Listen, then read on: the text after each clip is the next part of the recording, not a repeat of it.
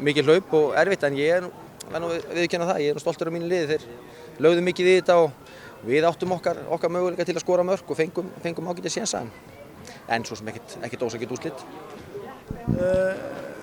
Það hefur gengið bara ágætlega í þessum Lengjubikar fram að þessu samt?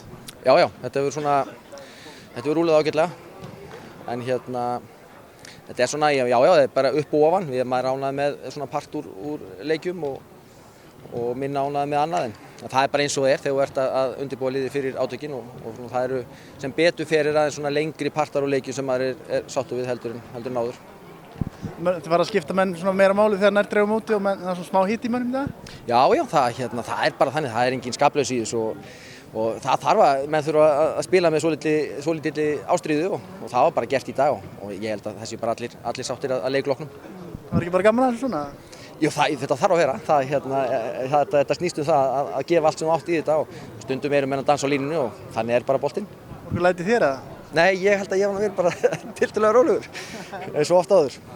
Hvernig er annars með liðið það? Ertu tilbúið með liðið fyrir sumarið eða ertu ennþá að leita fyrir þér? Já, við erum nú að vonast eftir að ná að styrkja okkur eitthvað en við erum búin að vera að skoða og leita og við viljum vanda okkur mikið við þetta.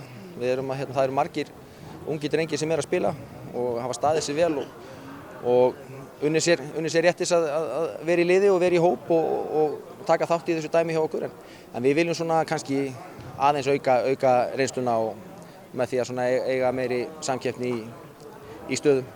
Tala nokkra leikmenn eða? Nei, við höfum bara verið að skoða, við erum svona kannski að vonast til að ná okkur í 1-2 leikmenn fyrir mót. Hvernig staðan á gömlu mönnunum öllum? Hún er misjöfn.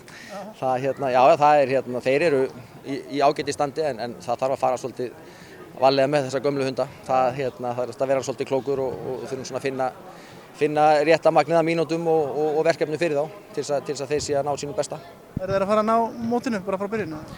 Já, ég vona það. Sibbi er að fara Sigurbergur er að fara í aðgerð núna í næstu viku og nú örugglega ekki byrjun móts en nálægt því vonandi en Hödd er að koma til af meiðslum og þannig að þetta, þeir eru allir að skriða saman þessi gæjar.